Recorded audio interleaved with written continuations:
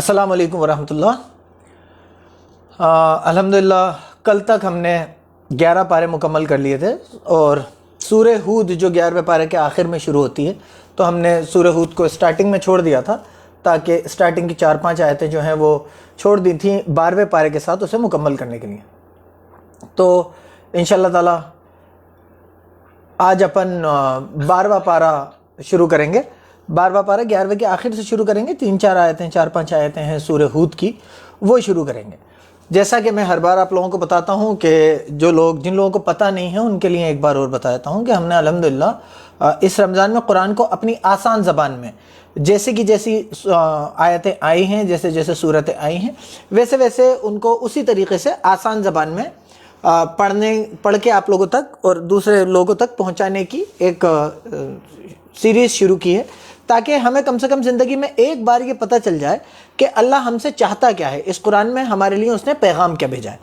तो इसलिए हम कल तक अल्हम्दुलिल्लाह 11 पारे मुकम्मल कर चुके थे। अब हम आज 12वां पारा पढ़ेंगे और इंशाअल्लाह ताला हमें उम्मीद है कि अल्लाह ताला हमसे ये मेहनत कबूल फरमाएगा, हमारा ये काम मुकम्मल करवाएगा और इस रमज़ान में हम पूरे के पूरे 30 पारे इंशाअल्लाह ताला मुकम्मल कर लेंगे, आसान इसी ज़बान में जिसमें हम लोग बातचीत करते हैं। तो आप लोगों को एक बार पता चल जाएगा कि अल्लाह आपसे चाहता क्या है। दूसरी बात ये कि जिन लोगों ने, जैसे जो लोग आज आए हैं या जो लोग बाद में आएंगे,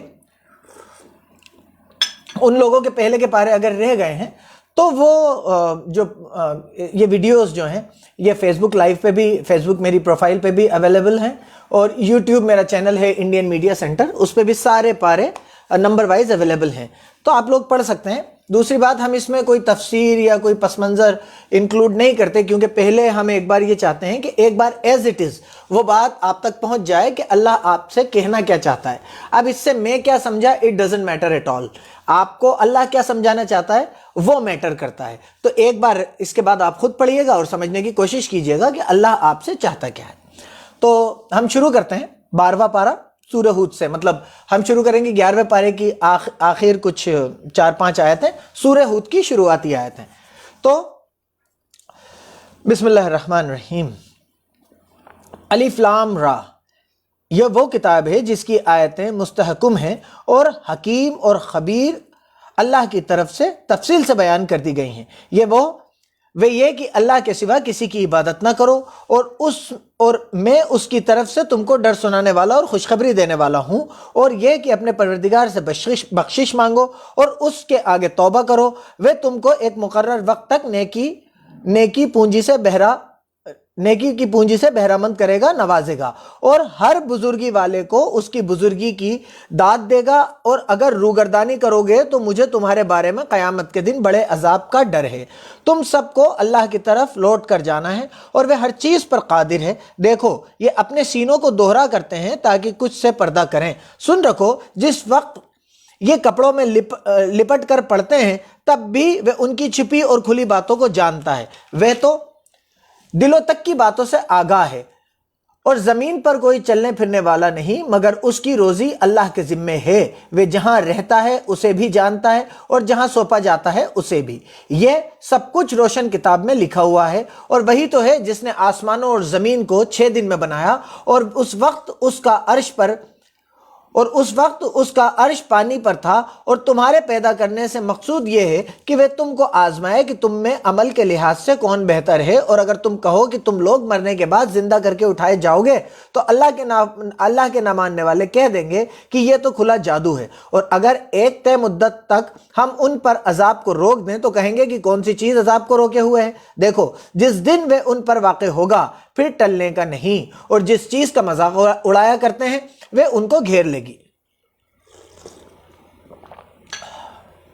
और अगर हम इंसान को अपने पास से नेमत बख्शें फिर उससे उसको छीन लें तो नाउम्मीद और नाशुक्र हो जाता है। और अगर तकलीफ पहुंचने के बाद आसाइश, आराम का मज़ा चखाएं तो खुश होकर कहता है कि आहा, सब सख्तियां मुझसे दूर हो गईं। बेशक वे खुशियां मनाने वाला और फ़ख्र करने वाला है।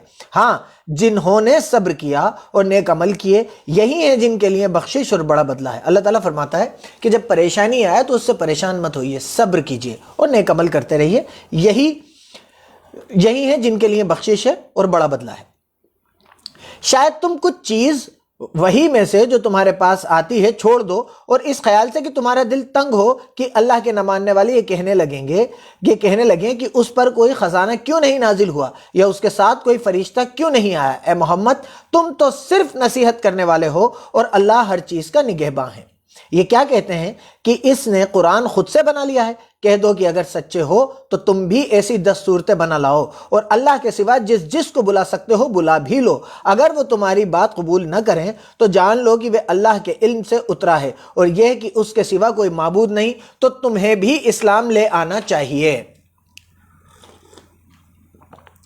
جو لوگ دنیا کی زندگی اور اس کی زیب و زینت کے طالب ہوں، مطلب اس کے طلبگار ہوں، اسے چاہتے ہوں، ہم ان کے اعمال کا بدلہ انہیں دنیا ہی میں دے دیتے ہیں، اور اس میں ان کا حق نہیں مارا جاتا۔ یہ وہ لوگ ہیں جن کے لیے آخرت میں جہنم کی آگ کے سوا اور کچھ بھی نہیں، اور جو عمل انہوں نے دنیا میں کیے سب برباد، اور جو کچھ وہ کرتے رہے سب جھوٹ ہے۔ بھلا جو لوگ اپنے پروردگار کی طرف سے روشن دلیل رکھتے ہوں، اور ان کے ساتھ ایک آسمانی گواہ بھی اس کی طرف سے ہو، اور اس سے پہلے موسیٰ کی کتاب ہو جو پیشوا اور رحمت ہے، تو کیا وہ قرآن پر ایمان نہیں لائیں گے؟ یہی لوگ تو اس پر ایمان لاتے ہیں، اور جو کوئی اور فرقوں میں سے اس کے انکاری ہوں تو اس کا ٹھکانہ آگ ہے۔ تو تم اس قرآن میں شک میں نہ ہونا، یہ تمہارے پروردگار کی طرف سے حق ہے، لیکن اکثر لوگ ایمان نہیں لاتے۔ اور اس سے بڑھ کر ظالم کون ہوگا جو اللہ پر جھوٹ گڑے؟ ایسے لوگ اللہ کے سامنے پیش کیے جائیں گے اور گواہ کہیں گے کہ یہی لوگ ہیں جنہوں نے اپنے پروردگار پر جھوٹ بولا تھا۔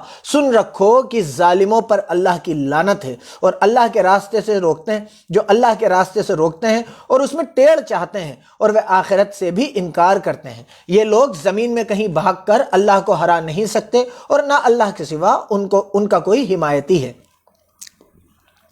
اے پیغمبر، ان کو 2 گنا عذاب دیا جائے گا، کیونکہ کفر کی زیادتی کی وجہ سے تمہاری بات نہیں سن سکتے تھے اور نہ تم کو دیکھ سکتے تھے۔ یہی ہیں جنہوں نے اپنے آپ کو گھاٹے میں ڈالا، اور جو کچھ یہ گڑا کرتے تھے ان سے جاتا رہا۔ بلا شبہ یہ لوگ آخرت میں سب سے زیادہ نقصان پانے والے ہیں۔ جو لوگ ایمان لائے اور نیک عمل کیے اور اپنے پروردگار کے آگے عاجزی کی، یہی جنت والے ہیں، ہمیشہ اس میں رہیں گے۔ اب دیکھیے، ایک بات میں آپ کو بتا دوں کہ اللہ تعالیٰ خالی ایمان لانے کو کہیں بھی کوٹ نہیں کرتا کہ خالی ایمان لیا ہو آپ تو۔ ابھی جو مسلمانوں میں ایک ٹرینڈ چلتا ہے کہ مسلمان بڑی آسانی سے کہہ دیتے ہیں کہ ہم تو جنت میں داخل ہو جائیں گے۔ اللہ تعالیٰ ہر جگہ جہاں پر بھی ایمان کی بات کر رہا ہے وہاں نیک عمل کو ضرور انکلوڈ کرتا ہے۔ تو ہمیں یہ بھی دھیان رکھنا پڑے گا کہ ہمارے اعمال اس حساب سے ہوں جس حساب سے اللہ نے قرآن میں بیان فرما دیا ہے۔ دونوں فرقوں یعنی اللہ کے نہ ماننے والے اور مومنوں کی مثال ایسی ہے جیسے ایک اندھا ہے بہرا ہے اور ایک دیکھتا سنتا ہے۔ بھلا دونوں کا حال برابر ہو سکتا ہے؟ پھر تم سوچتے کیوں نہیں؟ ہم نے نوح کو ان کی قوم کی طرف بھیجا تو انہوں نے ان سے کہا کہ میں تم کو کھول کھول کر ڈر سنانے اور یہ پیغام پہنچانے آیا ہوں کہ اللہ کے سوا کسی کی عبادت نہ کرو، مجھے تمہارے بارے میں دردناک عذاب کا ڈر ہے۔ تو ان کی قوم کے سردار جو اللہ کے نہ ماننے والے تھے کہنے لگے کہ ہم تم کو اپنے ہی جیسا ایک آدمی دیکھتے ہیں، اور یہ بھی دیکھتے ہیں کہ تمہاری پیروی کرنے والے لوگ وہی لوگ ہیں جو ہم میں نچلے درجے کے ہیں۔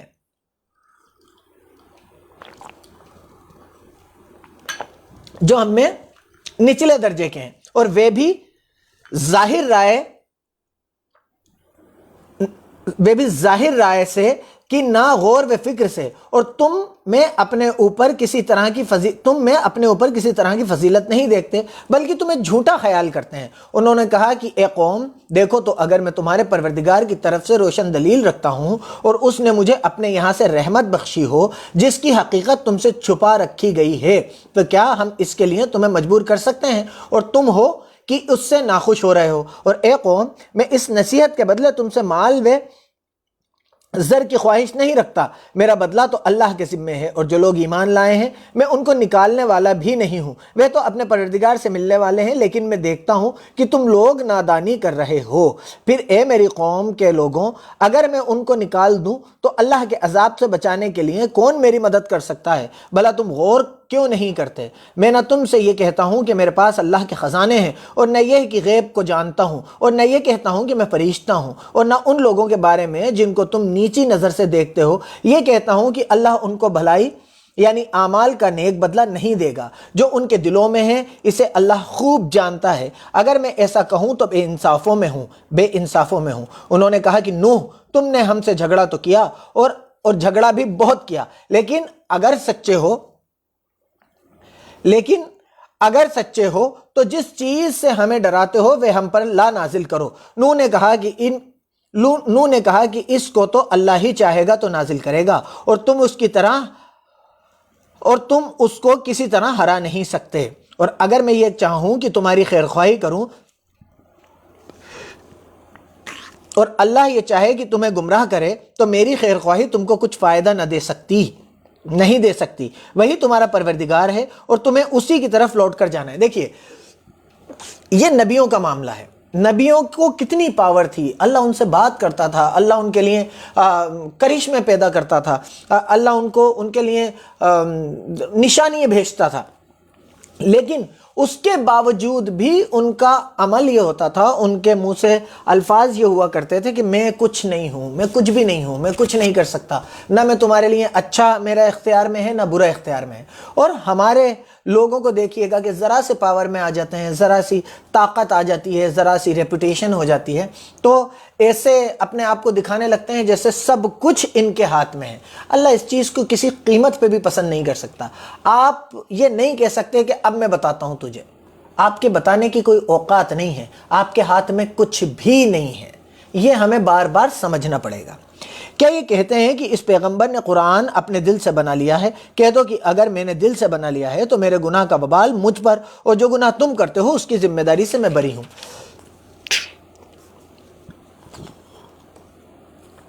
اور نوح کی طرف وحی کی گئی کہ تمہاری قوم میں جو لوگ ایمان لا چکے ان کے سوا اور کوئی ایمان نہیں لائے گا، تو جو کام یہ کر رہے ہیں ان کی وجہ سے غم نہ کھاؤ، اور ایک کشتی ہمارے حکم سے ہمارے سامنے بناؤ، اور جو لوگ ظالم ہیں ان کے بارے میں ہم سے کچھ نہ کہنا ہے، کیونکہ وہ ضرور غرق کر دیے جائیں گے، ڈبو دیے جائیں گے۔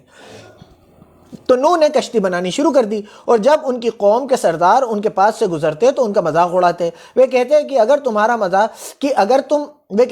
تم ہمارا مذاق اڑاتے ہو تو جس طرح تم ہمارا مذاق اڑاتے ہو اسی طرح ایک وقت ہم بھی تمہارا مذاق اڑائیں گے، اور تم کو جلد معلوم ہو جائے گا کہ کس پر عذاب آتا ہے جو اسے رسوا کرے گا، اور کس پر ہمیشہ کا عذاب نازل ہوتا ہے۔ یہاں تک کہ جب ہمارا حکم آ پہنچا اور تنور جوش مارنے لگا تو ہم نے نوح کو حکم دیا کہ ہر قسم کے جانداروں میں سے جوڑا یعنی 2 جانور، ایک نر اور ایک مادہ لے لو، اور جس شخص کے بارے میں حکم ہو چکا کہ ہلاک ہو جائے گا اس کو چھوڑ کر اپنے گھر والوں کو اور جو ایمان لایا ہو اس کو کشتی میں سوار کر لو۔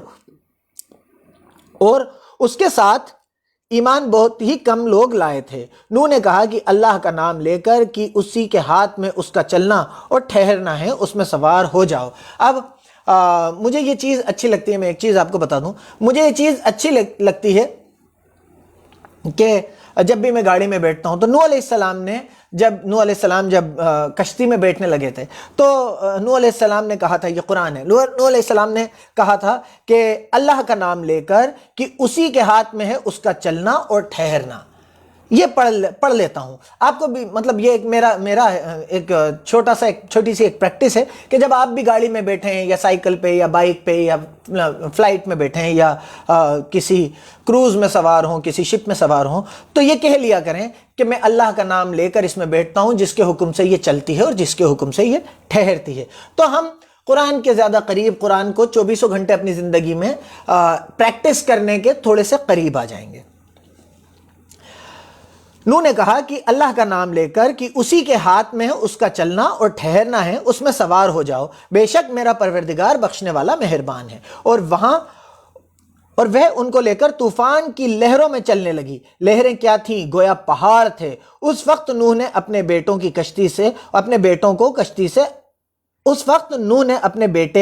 کو کی کشتی سے الگ تھا، پکارا کہ بیٹا ہمارے ساتھ سوار ہو جا اور اللہ کے نہ ماننے والوں میں شامل نہ ہو۔ اس نے کہا کہ میں ابھی پہاڑ سے جا لگوں گا کہ وہ مجھے پانی سے بچا لے گا۔ انہوں نے کہا کہ آج اللہ کے عذاب سے کوئی بچانے والا نہیں اور نہ کوئی بچ سکتا ہے مگر جس پر اللہ رحم کرے۔ اتنے میں دونوں کے درمیان لہر آ کر روک بن گئی اور وہ ڈوب کر رہ گیا۔ اب اللہ تعالیٰ اس کی شدت صرف وہ انسان سمجھ سکتا ہے جس کے اولاد ہو، کہ یہ آزمائش ہے۔ اللہ تعالیٰ فرماتا ہے کہ تمہیں مجھ سے زیادہ، تمہیں میرے نبی سے زیادہ، تمہیں میرے حکم سے زیادہ اپنی اولاد، اپنے ماں باپ کچھ بھی پیارا نہیں ہو سکتا۔ نوح علیہ السلام اپنے بیٹے سے کہہ رہے ہیں کہ بیٹا آ جا، اب بھی مان جا کہ یہ بارش شروع ہو گئی، اب بھی مان جا اور اس کشتی میں سوار ہو جا۔ اور ان کا بیٹا کہہ رہا ہے کہ نہیں، میں پہاڑ پہ چڑھ جاؤں گا لیکن اس دین پہ نہیں آؤں گا۔ اور اسی بیچ ایک لہر آئی اور اس نے انہیں ڈبا دیا۔ نوح علیہ السلام کی آنکھوں کے سامنے ان کے بیٹے کو ڈبو دیا کیونکہ اللہ کی آیتوں کا انکار کرتا تھا۔ اب یہ بتائیے کہ میرا بیٹا، میں خود، ہم کیسے بچ سکتے ہیں کہ ہم قرآن کی آیتوں پہ عمل تو 1% بھی نہیں کریں؟ ہم جیسے بس عربی میں رٹا مار کے پڑھتے جاتے ہیں، پڑھتے جائیں، ہمیں فرق ہی نہیں پڑے کہ اس میں کیا لکھا ہوا ہے کیا نہیں لکھا ہوا، اور ہم یہ سوچیں کہ ہم تو بچا لیے جائیں گے۔ اللہ نے اس کے نبی کی اولاد کو اس کی آنکھوں کے سامنے ڈبو دیا جب اس کا عذاب آیا تو یہ ہمیں سوچنا پڑے گا، ہمیں اس بات سے تھوڑی سی تو نصیحت لینا پڑے گی۔ اور حکم دیا گیا کہ اے زمین اپنا، وہ ڈوب کر رہ گیا، اور حکم دیا گیا کہ اے زمین اپنا پانی نگل جا، اور اے آسمان تھم جا، تو پانی خشک ہو گیا اور کام تمام کر دیا گیا، اور کشتی جودی پہاڑ پر جا ٹھہری۔ وہ کہہ دیا گیا کہ بے انصاف لوگوں پر لعنت، اور کہہ دیا گیا کہ بے انصاف لوگوں پر لعنت۔ اور نوح نے اپنے پروردگار کو پکارا اور کہا کہ پروردگار، میرا بیٹا بھی میرے گھر والوں میں ہے تو اس کو بھی نجات دے۔ اب اللہ تعالیٰ کے سامنے انہوں نے اپنی آنکھوں کے سامنے ڈوبتے ہوئے دیکھ لیا، لیکن باپ تھے تو پکارا کہ یا اللہ تعالیٰ، میرا بیٹا بھی تو میرے گھر والوں میں سے ہے، تو نے کہا تھا کہ گھر والوں کو لے کے ہو جا تو اسے بھی نجات دے، تیرا وعدہ سچا ہے اور تو سب سے بہتر حاکم ہے۔ اب یہاں پر ایک باپ کی کیفیت اللہ تعالیٰ فرما رہا ہے، قرآن میں اللہ تعالیٰ خود ذکر کر رہا ہے کہ ٹھیک ہے اللہ نے اسے ڈبو دیا تھا، لیکن اس کے بعد بھی نوح علیہ السلام کو یہ تکلیف تھی کہ یار یہ جہنم میں نہیں جائے، یہ نرک کی آگ میں نہیں جلے، تو انہوں نے دعا کی تو اللہ نے فرمایا۔ اب آگے اللہ تعالیٰ فرماتا ہے، اللہ نے فرمایا کہ نوح، وہ تیرے گھر والوں میں نہیں، وہ تو ناشائستہ نازیب عمل میں ہے، وہ گندے عملوں میں ہے، تو جس چیز کی تم کو حقیقت معلوم نہیں اس کے بارے میں مجھ سے سوال ہی نہ کرو، اور میں تم کو نصیحت کرتا ہوں کہ نادان نہ بنو۔ نوح نے کہا کہ پروردگار، میں تجھ سے پناہ مانگتا ہوں کہ ایسی چیز کا تجھ سے سوال کروں جس کی مجھے حقیقت معلوم نہیں، اور اگر تو مجھے نہیں بخشے گا تو مجھ پر رحم نہیں کرے گا تو میں تباہ ہو جاؤں گا۔ اللہ تعالیٰ نے جب انہیں نصیحت دی کہ یہ غلطی مت کرنا، یہ جو تم کہہ رہے ہو کہ میرا بیٹا بھی میرے گھر والوں میں، یہ غلطی مت کرنا، اور اب دوبارہ اس کے لیے مغفرت مت مانگنا ورنہ تم سمجھ رکھو، تو نوح علیہ السلام گڑ گڑا کے معافی مانگنے لگے کہ اگر تو معاف نہیں کرے گا تو میں برباد ہو جاؤں گا۔ حکم ہوا۔ اچھا، اس میں ایک چیز اور، دو چیزیں بتائی گئیں کہ ہماری جنریشن کو اگر پہلے قرآن پڑھ کے سنایا جاتا تو وہ مانتے ہی نہیں کہ اتنی اونچی اونچی لہریں ہو سکتی ہیں، کسی قیمت پہ ہی نہیں مانتے۔ لیکن اب ہمارے سے پہلے والی جنریشن سے بھی کہا جاتا ہے کہ پہاڑ کے برابر کی لہریں ہوں جو پہاڑ پہ چڑھے ہوئے آدمیوں کو بھی ڈبو دیں، تو ہم ماننے کو تیار نہیں ہوتے۔ ہم سے پہلے ہی اگر سونامی آنے سے پہلے ہم ماننے کو تیار نہیں ہوتے۔ لیکن یہاں اللہ تعالیٰ نے دو چیزیں بتائیں، ایک جودی پہاڑی، کوئی پہاڑی ہے جس کا نام جودی ہے، کہ کشتی وہاں جا کے رکی تھی، ایک چیز۔ دوسری چیز کہ پہاڑ کے برابر کی بھی لہریں ہوتی ہیں۔ تو سونامی نے یہ ہمارے سامنے ثابت کر دیا، یہ تو ایک چھوٹی سی سونامی تھی، اس سے پوری دنیا کا کیا حال ہوا تھا۔ سونامی نے یہ ثابت کر دیا، آگے بہت سی چیزیں آج جو ہم نہیں مانیں گے، کل ہماری آنے والی جنریشن اس قرآن کی ضرور مانے گی۔ حکم ہوا کہ نوح، ہماری طرف سے سلامتی اور برکتوں کے ساتھ جو تم پر اور تمہارے ساتھ کی جماعتوں پر نازل کی گئی ہے اتر جاؤ، اور کچھ اور جماعتیں ہوں گی جن کو ہم دنیا کے فائدے سے نوازیں گے، پھر ان کو ہماری طرف سے دردناک عذاب پہنچے گا۔ یہ حالت تمام غیب کی خبروں میں سے ہے اور جو ہم تمہاری طرف بھیجتے ہیں، اور اس سے پہلے نہ تم ہی ان کو جانتے تھے اور نہ تمہاری قوم ہی ان کو جانتی تھی، تو صبر کرو کہ انجام پرہیزگاروں کا ہی بھلا ہے۔ اور ہم نے عاد کی طرف ان کے بھائی ہود کو بھیجا، انہوں نے کہا کہ میری قوم، اللہ ہی کی عبادت کرو، اس کے سوا تمہارا کوئی معبود نہیں، مطلب اللہ کے علاوہ اور کسی کو مت پوجو۔ اور اچھا، وہ اللہ کو کیا سمجھتے تھے کہ ایک شکتی، اللہ ایک نام ہے، ایک شکتی جس نے اس دنیا کو بنایا ہے، اس آسمان کو بنایا ہے، اس چاند کو بنایا ہے، اس تارے کو بنایا ہے، اس آکسیجن کو بنایا ہے جس کے لیے آج پوری دنیا تڑپ رہی ہے، پورا انڈیا تڑپ رہا ہے۔ یہ ہمارے لیے فری آف کاسٹ اویلیبل ہے۔ تو اللہ وہ ایک شکتی ہے جس نے اس پوری سرشٹی کو بنایا ہے۔ تو انہوں نے کہا صرف اس ایک شکتی کو مانو، اس کے علاوہ کوئی گائے، بھینس، پاڑا، بکرا، کتا، چاند، سورج، کچھ نہیں، اس کے علاوہ کچھ نہیں، صرف اس ایک شکتی کو مانو۔ وہ اپنے ساتھ کسی کا انوالومنٹ برداشت نہیں کرتی۔ تم شرک کر کے، مطلب اس کے ساتھ کسی اور کو انوالو کر کے، کہ آپ مانگ تو اس سے رہو لیکن بیچ میں آپ کو کوئی چاہیے، کہ ایک چیز آپ کو بیچ میں چاہیے کہ یہ میری بات اس طاقت، اس شکتی تک پہنچانے کا ذریعہ ہے۔ وہ آپ سے ڈائریکٹ بات کرتا ہے، وہ آپ سے ڈائریکٹ کنیکشن چاہتا ہے، اسے کوئی بیچ میں کوئی چیز نہیں چاہیے جو آپ نے اپنے ہاتھوں سے بنا لی اور آپ کہہ رہے ہو کہ یہ میری بات وہاں تک پہنچائے گا۔ وہ نہ آپ کو فائدہ پہنچا سکتی ہے وہ چیز، نہ آپ کو نقصان پہنچا سکتی ہے۔ تو اس نے ایک بات کہی کہ وہ کسی کا انوالومنٹ برداشت نہیں کرتا، اس کے سوا تمہارا کوئی معبود نہیں جس کی تم پوجا کرو، جس کی عبادت کرو۔ تم شرک کر کے، کسی کو اس کے بیچ میں لا کے، انوالو کر کے اللہ پر صرف جھوٹ باندھتے ہو۔ میری قوم، میں اس باز و نصیحت کا تم سے کچھ بدلہ نہیں مانگتا، میرا بدلہ تو اس کے ذمے ہے جس نے مجھے پیدا کیا ہے، بھلا تم سمجھتے کیوں نہیں؟ اور اے قوم، اپنے پروردگار سے بخشش مانگو، معافی مانگو اور اس کے آگے توبہ کرو، وہ تم پر آسمان سے موسلادھار بارش برسائے گا اور تمہاری طاقت پر طاقت بڑھائے گا، اور دیکھو گنہگار بن کر روگردانی سرکشی مت کرنا۔ اب یہ جو پارے آئے ہیں، یہ جو چیزیں آئی ہیں، ان میں 3-4 بہت سائنٹیفک چیزیں قرآن نے بتائیں جو امپاسبل تھا یہ ماننا کہ 1400 سال پہلے ایک بالکل نہیں پڑھا لکھا آدمی یہ باتیں بتا سکتا ہے۔ جو MBBS کر رہے ہیں یا ڈاکٹری سے تھوڑا سا انوالومنٹ ہے، وہ اس بات کو سن کر حیران ہو جائیں گے کہ قرآن کہتا ہے کہ تکلیف کو فیل کرنے والے جو سینسرز ہوتے ہیں وہ اسکن میں ہوتے ہیں۔ یہ ہم نہیں کہہ سکتے، یہ ایک آدمی نہیں کہہ سکتا، یہ وہ ذات کہہ سکتی ہے جس نے آپ کو اور مجھے بنایا ہے، جس نے اس اسکن کو بنایا ہے۔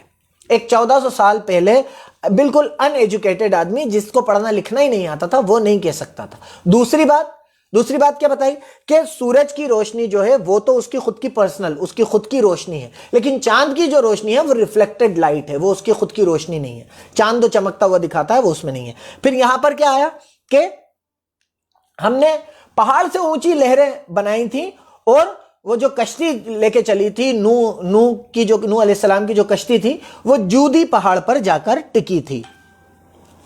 وہ بولے ہود، ہم تمہارے پاس کوئی ظاہر دلیل نہیں لائے۔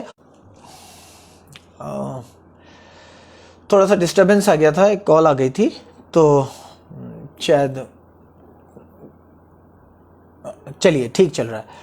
تو وہ بولے ہود، ہم تمہارے پاس کوئی ظاہر دلیل نہیں لائے، اور ہم صرف تمہارے کہنے سے نہ اپنے معبودوں کو چھوڑنے والے ہیں اور نہ تم پر ایمان لانے والے ہیں۔ مطلب جن لوگوں کو ہم پوجتے ہیں ہم انہیں چھوڑنے والے نہیں ہیں، نہ تمہارے اوپر ایمان لائیں گے۔ ہم تو یہ سمجھتے ہیں کہ ہمارے کسی معبود نے تمہیں آسیب پہنچا کر دیوانہ بنا دیا ہے، مطلب تم پر کوئی ایفیکٹ ڈال کے تمہیں پاگل بنا دیا ہے، جو تم ایسی باتیں کر رہے ہو کہ اس کو مانو، صرف ایک شکتی ہوتی ہے اس کو مانو، تم پاگل ہو، دیوانہ بنا دیا ہے۔ انہوں نے کہا کہ میں اللہ کو گواہ کرتا ہوں اور تم بھی گواہ رہو کہ جن کو تم اللہ کا شریک بناتے ہو، مطلب جن چیزوں کو اس اوپر والی شکتی اور تمہارے بیچ میں لا کے رکھتے ہو کہ یہ کہے گا اس سے ہم تو اسے دیکھ کے سجدہ کریں گے، ہم تو اسے دیکھ کے پوجیں گے، جن چیزوں کو بھی تم لاتے ہو ان سے میں بیزار ہوں، ان سے مجھے کوئی مطلب نہیں ہے۔ یعنی جن کی اللہ کے سوا پوجا کرتے ہو، عبادت کرتے ہو، تم سب مل کر میرے بارے میں جو بھی تدبیر کرنی چاہو، جو بھی پلاننگ کرنا چاہو کر لو، اور مجھے مہلت بھی مت دو۔ میں اللہ پر جو میرا اور تمہارا سب کا پروردگار ہے، مطلب سب کا ایشور ہے، اس پر بھروسہ رکھتا ہوں، زمین پر جو چلنے پھرنے والا ہے اور وہ اسی کو چوٹی سے پکڑے ہوئے ہے۔ بھروسہ رکھتا ہوں زمین پر جو چلنے پھرنے والا ہے وہ اس کو چوٹی سے پکڑے ہوئے ہے، بے شک میرا پروردگار سیدھے راستے پر ہے۔ اگر تم روگردانی کرو گے تو جو پیغام، جو سندیش میرے ہاتھ تمہاری طرف بھیجا گیا ہے میں نے تمہیں پہنچا دیا، اور میرا پروردگار تمہاری جگہ اور لوگوں کو لا بسائے گا، اور تم اللہ کا کچھ بھی نقصان نہیں کر سکتے۔ میرا جو پروردگار ہے، میرا جو ایشور ہے، وہ تو ہر چیز کا نگہباں ہے، ہر چیز کا دیکھنے والا ہے۔ دیکھنے والا ہے۔ اور جب ہمارا حکم جو عذاب کا حکم تھا وہ آ پہنچا تو ہم نے ہود کو اور جو لوگ ان کے ساتھ ایمان لائے تھے ان کو اپنی مہربانی سے بچا لیا اور انہیں بھاری عذاب سے نجات دی۔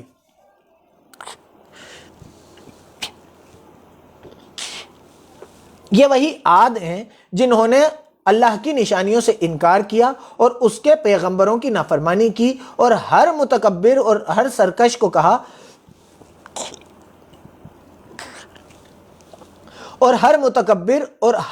کا کہا مانا، تو اس دنیا میں بھی ان کے پیچھے لعنت لگی رہی اور قیامت کے دن بھی لگی رہے گی۔ دیکھو عاد نے اپنے پروردگار سے کفر کیا، اس سے انکار کیا، اور سن رکھو کہ ہود کی قوم پر پھٹکار ہے۔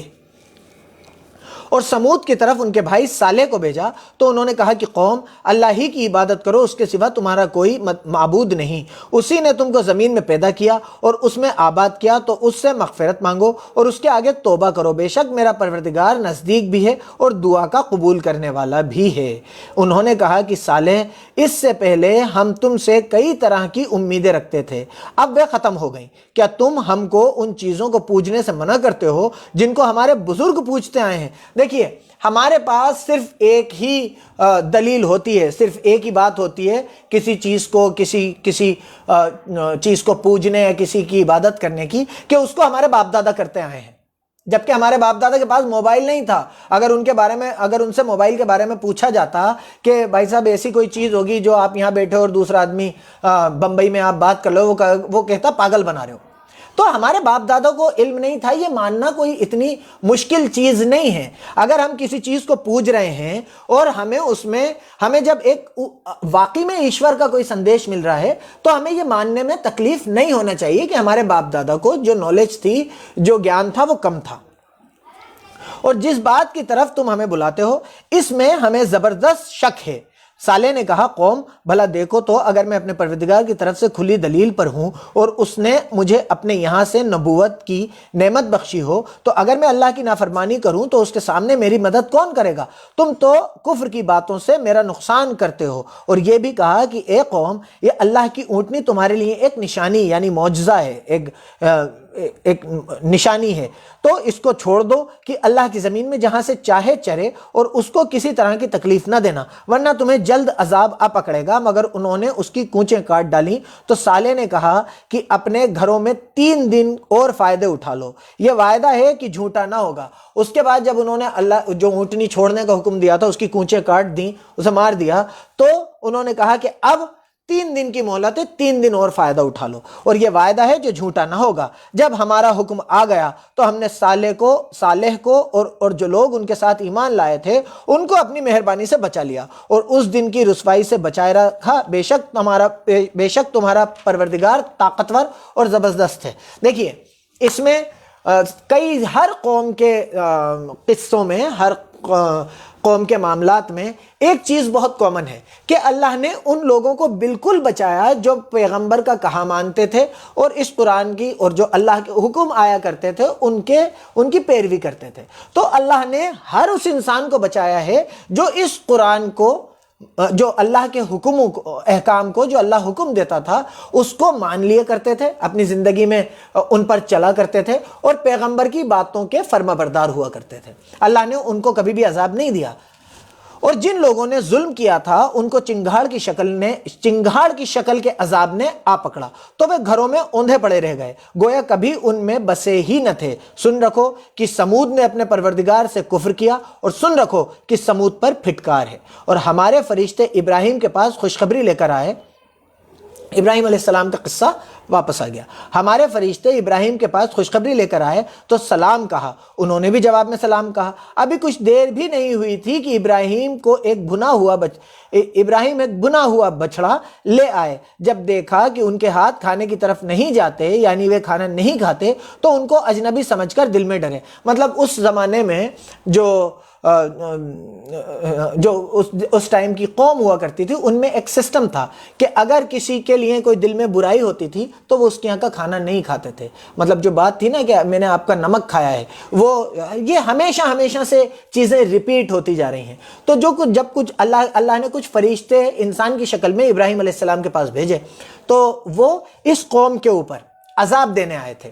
تو ابراہیم علیہ السلام ایک بھنا ہوا بچڑا کیونکہ وہ مہمان تھے تو ان کے لیے بھنا ہوا بچڑا لے آئے۔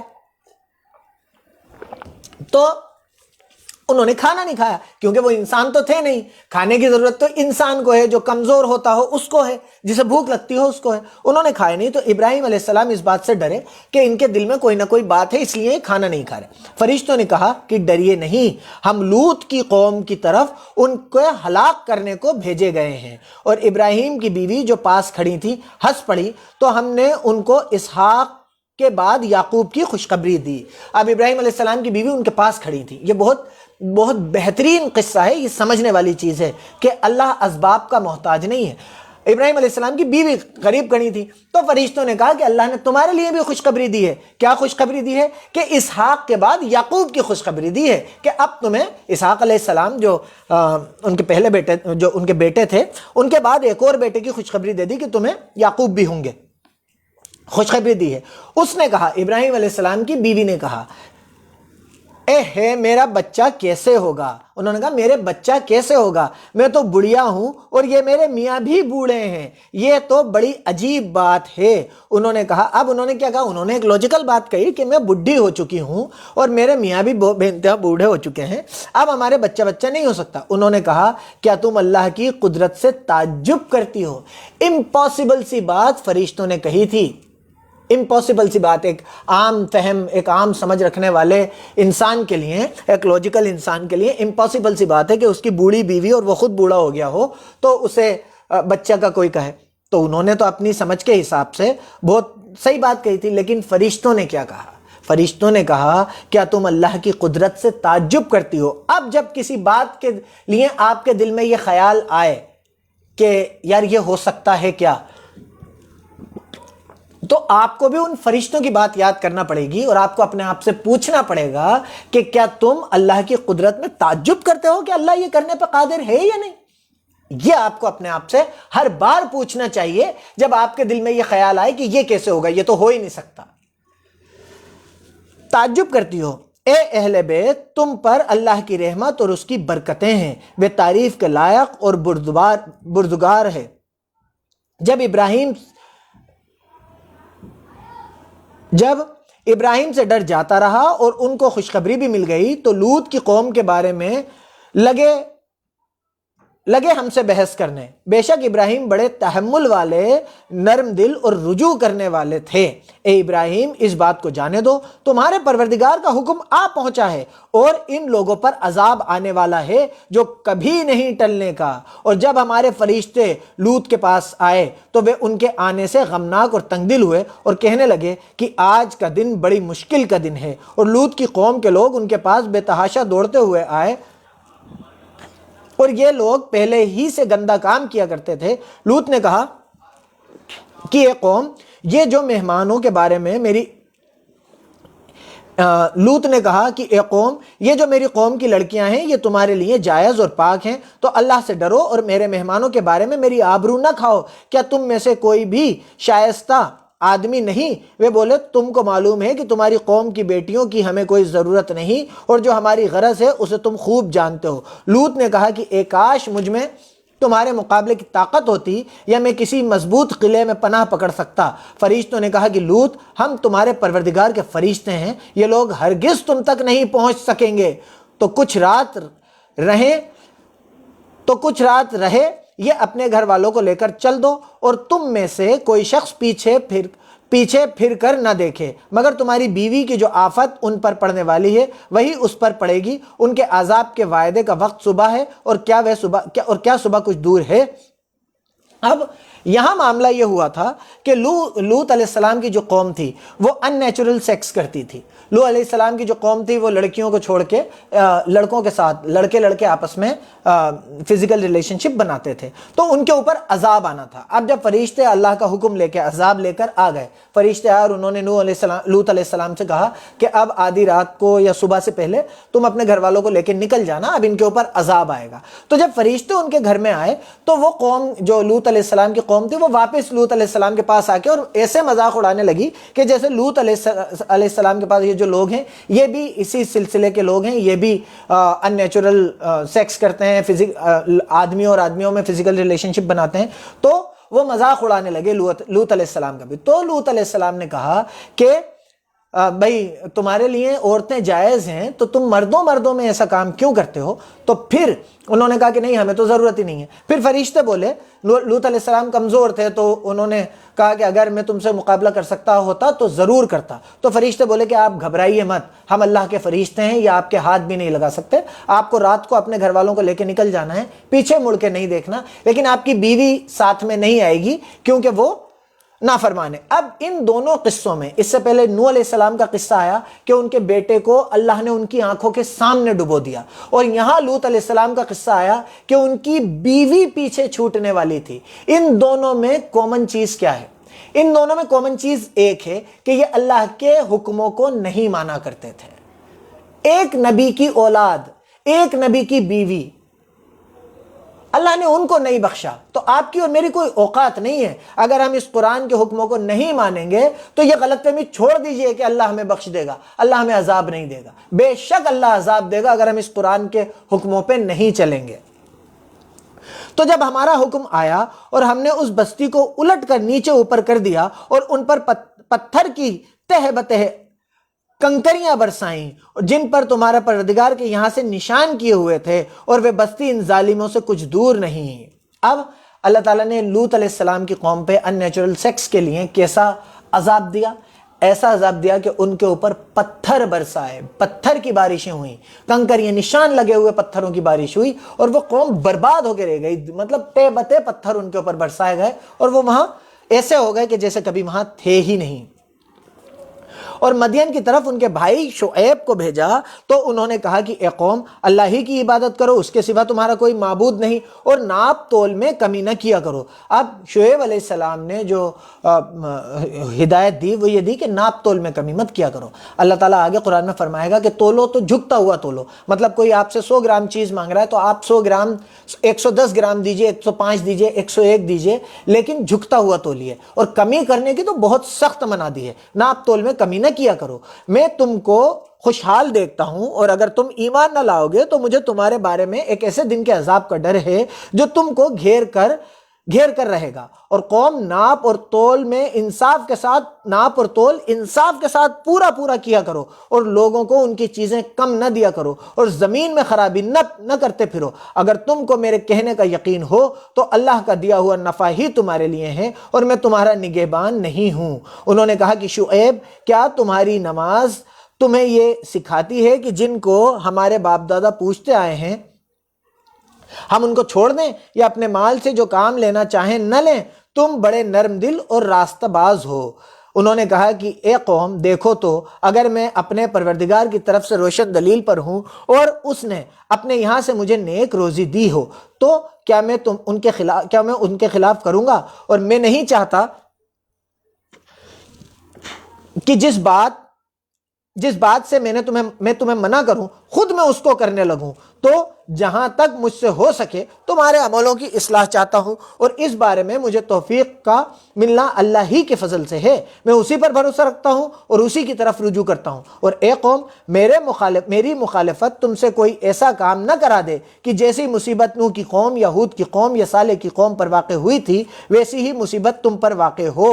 اور لوط کی قوم کا زمانہ تو تم سے کچھ دور نہیں، لوط کی قوم کا زمانہ تو ابھی کا زمانہ ہے جیسے تم جانتے ہو۔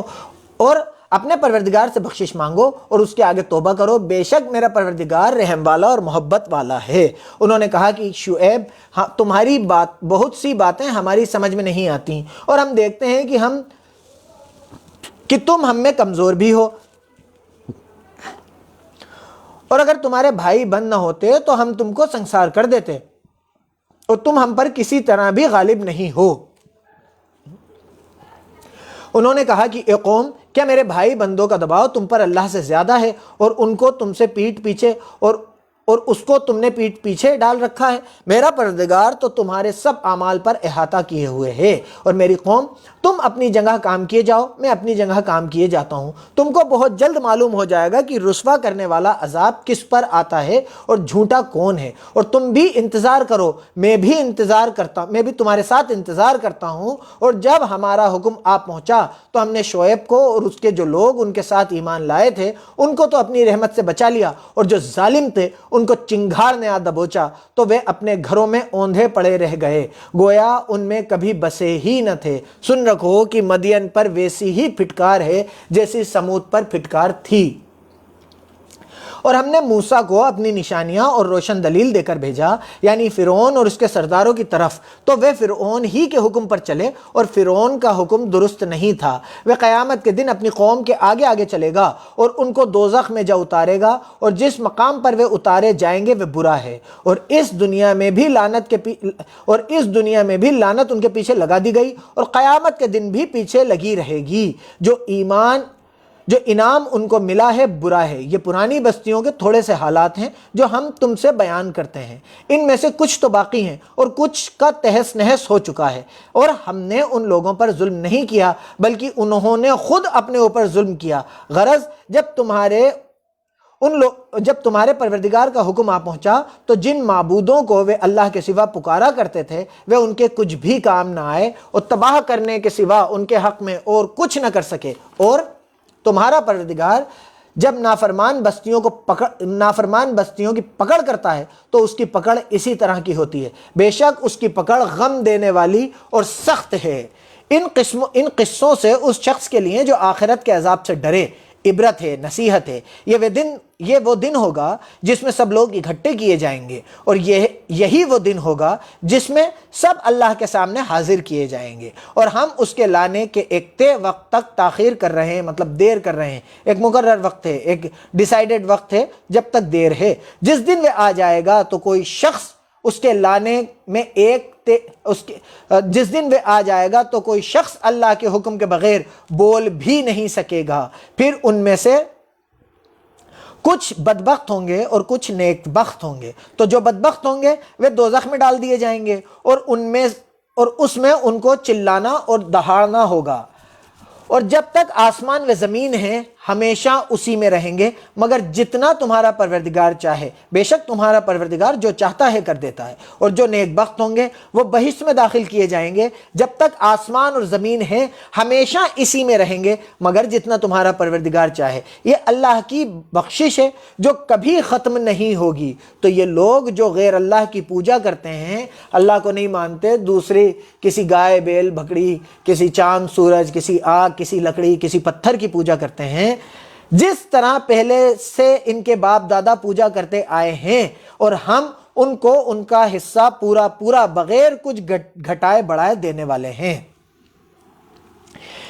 یہ جو لوگ ہیں جو غیر اللہ کی پوجا کرتے ہیں، اللہ کے علاوہ دوسری چیزوں کو پوجتے ہیں، اس سے تم شک میں نہ پڑنا۔ یہ اسی طرح پوجا کرتے ہیں جس طرح پہلے ان کے باپ دادا پوجا کرتے آئے ہیں، اور ہم ان کو ان کا حصہ پورا بغیر کچھ گھٹائے بڑھائے دینے والے ہیں۔ اور ہم نے موسیٰ کو کتاب دی تو اس میں اختلاف کیا گیا، اور اگر تمہارے پروردگار کی طرف سے ایک بات پہلے نہ ہو چکی ہوتی تو ان میں فیصلہ کر دیا جاتا، اور وہ تو اس سے بھاری شبے میں پڑ گئے ہیں۔ اور تمہارا پروردگار ان سب کو قیامت کے دن ان کے اعمال کا پورا بدلہ دے گا۔ بے شک جو عمل یہ کرتے ہیں وہ اسے جانتا ہے۔ سو اے پیغمبر، جیسا تم کو حکم ہوتا ہے اس پر تم اور جو لوگ تمہارے ساتھ توبہ کر چکے ہیں قائم رہو، اور حد سے آگے نہ جانا، وہ تمہارے سب اعمال دیکھ رہا ہے۔ جو لوگ ظالم ہیں ان کی طرف مائل نہ ہونا، نہیں تو تمہیں دوزخ کی آگ آ لپٹے گی، اور اللہ کے سوا تمہارے اور دوست نہیں ہیں۔ اگر تم ظالموں کی طرف مائل ہو گئے تو پھر تم کو کہیں سے مدد نہ مل سکے گی۔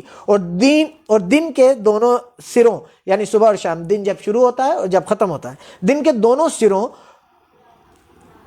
یعنی صبح اور شام کے وقتوں میں رات کی چند پہلی ساعتوں میں نماز پڑھا کرو، نماز قائم کیا کرو۔ کچھ شک نہیں کہ نیکیاں گناہوں کو دور کر دیتی ہیں۔ یہ ان کے لیے نصیحت ہے جو نصیحت قبول کرنے والے ہیں، اور صبر کیے رہو کہ اللہ نیک لوگوں کا بدلہ برباد نہیں کرتا۔ تو جو امتیں تم سے پہلے گزر چکی ہیں ان میں ایسے ہوشمند کیوں نہ ہوئے جو ملک میں خرابی کرنے سے روکتے؟ ہاں ایسے تھوڑے سے تھے جن کو ہم نے ان میں سے مخلصی بخشی، اور جو ظالم تھے انہی باتوں کے پیچھے لگے رہے جن میں عیش و آرام تھا اور وہ گناہوں میں ڈوبے ہوئے تھے۔ اور تمہارا پروردگار ایسا نہیں کہ بستیوں میں جبکہ وہاں کے رہنے والے نیک ہوں ظلم کے طور پر تباہ کر دے، اور اگر تمہارا پروردگار چاہتا تو تمام لوگوں کو ایک ہی جماعت کر دیتا، لیکن وہ ہمیشہ اختلاف کرتے رہیں گے،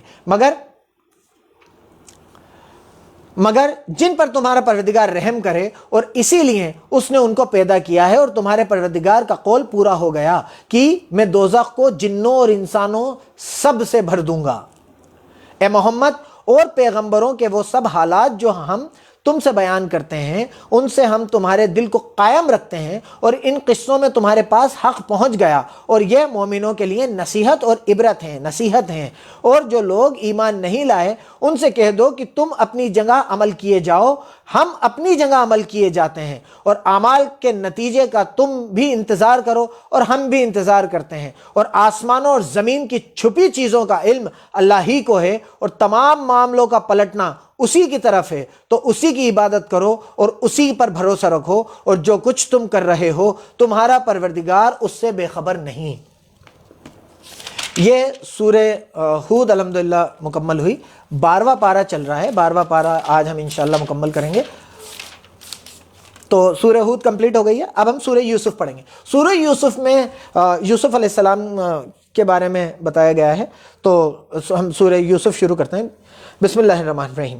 الف لام را، یہ روشن کتاب کی آیتیں ہیں، ہم نے اس قرآن کو عربی میں نازل کیا تاکہ تم سمجھ سکو۔ اب اللہ تعالیٰ فرما رہا ہے کہ اللہ تعالیٰ، کیونکہ وہ لوگ عربی سمجھتے تھے اس لیے اللہ تعالیٰ فرما رہا ہے کہ ہم نے اس قرآن کو عربی میں نازل کیا، اس لیے نہیں کہ عربی دنیا کی سب سے اچھی لینگویج ہے، اس لیے نہیں کہ ہندی سب سے بری لینگویج ہے، ایسا کچھ بھی چکر نہیں ہے۔ اس لیے بھی نہیں کہ اللہ کو عربی پسند ہے اور دوسری لینگویجز پسند نہیں ہے، اس میں کوئی بڑی بات نہیں ہے۔ اللہ تعالیٰ اس زبان میں پیغمبر اور اپنی کتابیں بھیجتا ہے جو زبان اس وقت کے لوگوں کی ہوتی ہے۔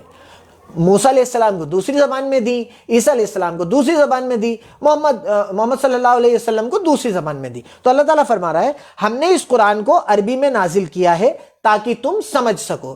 اب عربی والوں کے لیے عربی میں نازل کر دیا، ہندی والے عربی کیسے سمجھیں گے؟ تو الحمدللہ اس نے آپ کے لیے اسے ہندی میں بھی میسر کرا دیا، آپ کے لیے ہندی میں بھی اویلیبل ہے، کنڑ میں بھی ہے، ملیالی میں، تیلگو میں بھی ہے، آپ کی انگلش میں بھی ہے، ہر دوسری لینگویج میں جو آپ پڑھنا چاہیں اس میں یہ قرآن اللہ نے آپ کے لیے اویلیبل کرا دیا تاکہ آپ سمجھ سکیں۔ اے پیغمبر، ہم اس قرآن کے ذریعے سے جو ہم نے تمہاری طرف بھیجا ہے تمہیں ایک بہت اچھا قصہ سناتے ہیں، اور تم اس سے پہلے بے خبر تھے۔ جب یوسف نے اپنے والد سے کہا کہ ابا میں نے خواب میں 11 ستاروں اور سورج اور چاند کو دیکھا ہے، دیکھتا کیا ہوں؟ اب اللہ تعالیٰ یوسف علیہ السلام کے معاملات آپ کے سامنے بتا رہا ہے۔ میں ایک بات بتا دوں کہ اللہ نے اپنے نبیوں سے بہت سخت آزمائشیں لی ہیں۔ جو اللہ کی طرف جانا چاہتا ہے اللہ اس سے آزمائش لیتا ہے، اللہ دیکھتا ہے کہ تمہارے اندر کتنی تم ثابت کرو کہ تمہارے اندر اتنی للک ہے، تم واقعی میں اللہ اور اس کے نبی پہ ایمان رکھتے ہو، تم آخرت کے دن پہ ایمان رکھتے ہو، تو اللہ آزمائش لیتا ہے۔ آپ پہ پریشانیاں آئیں گی، بے شک آئیں گی۔ تو اب دیکھیے کہ جو لوگ جیل میں ہیں ان کے لیے بہت سیکھنے والی چیز ہے، ان کے گھر والوں کے لیے بہت دیکھنے والی چیز۔ مجھے پتا ہے، میں جیل جا چکا ہوں، فضول میں جیل گیا، حق کی آواز اٹھانے کے لیے گیا، لیکن میں نے قرآن منگا لیا تھا وہاں پہ، تو مجھے اس چیز سے بہت سکون ملا تھا۔ انشاءاللہ آپ کو بھی ملے گا اس چیز کو۔ جن لوگوں کے بھی گھر والے ناحق باتوں میں، دین کے لیے، مسلمانوں کے لیے جیل میں ہیں، ان کے گھر والوں تک یہ بات پہنچائیے گا اور آپ بھی سمجھیے۔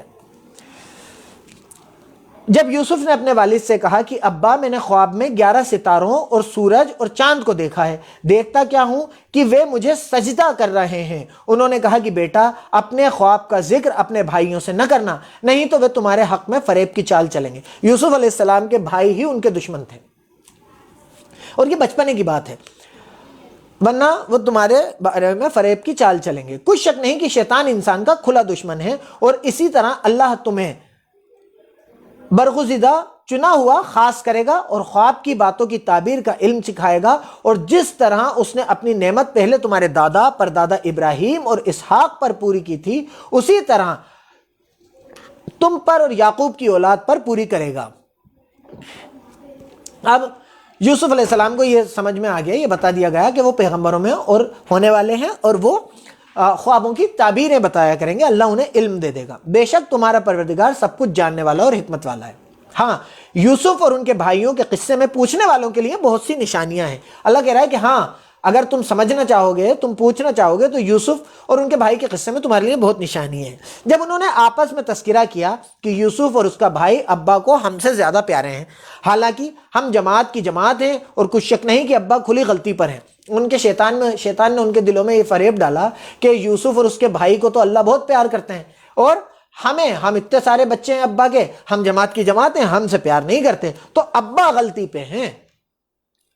تو یوسف کو یا تو جان سے مار ڈالو یا کسی ملک میں پھینک آؤ۔ اب دیکھیے شیطان آپ کے ساتھ کیا کھیل کھیلتا ہے کہ آپ کو ہمیشہ یہ محسوس ہوتا ہے کہ میں صحیح ہوں اور سامنے والا غلط ہے، جبکہ اس کا فیصلہ صرف اللہ کے نبی اور اس کی کتاب اللہ کرے گا کہ حق پہ کون ہے اور غلط کون ہے۔ اور ہمیں ہر بار یہ دیکھ کے اپنے آپ سے پوچھنا چاہیے کہ کہیں میں تو غلط نہیں ہوں، اور اس کا فیصلہ اللہ کے نبی اور اس کی کتاب سے لے لینا چاہیے۔ تو انہوں نے ایک پلان کیا کہ یوسف کو یا تو مار ڈالو یا کسی ملک میں پھینکاؤ، پھر ابا کی توجہ صرف ہماری ہی طرف ہو جائے گی، اور اس کے بعد اپن اچھی حالت میں ہو جائیں گے۔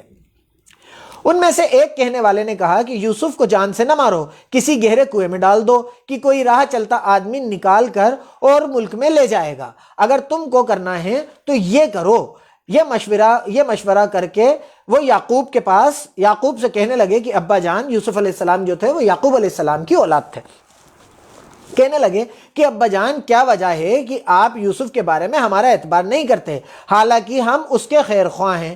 کل اسے ہمارے ساتھ بھیج دیجئے اور کہ خوب میوے کھائے اور کھیلے کودے، ہم اس کے نگہباں، ہم اس کی حفاظت کریں گے، اس پہ نظر رکھیں گے۔ اور انہوں نے کہا کہ یہ بات مجھے غمگین کیے دیتی ہے کہ تم اسے لے جاؤ، یعنی وہ مجھ سے جدا ہو جائے، اور مجھے یہ خوف ہے کہ تم کھیل میں اس سے غافل ہو جاؤ اور اسے بھیڑیا کھا جائے۔ وہ کہنے لگے کہ اگر ہماری موجودگی میں ہم ایک طاقتور جماعت ہیں، بھیڑیا کھا گیا تو ہم بڑے نقصان میں پڑ گئے۔ انہوں نے کہا کہ ہماری موجودگی میں بھیڑیا کیسے کھا جائے گا؟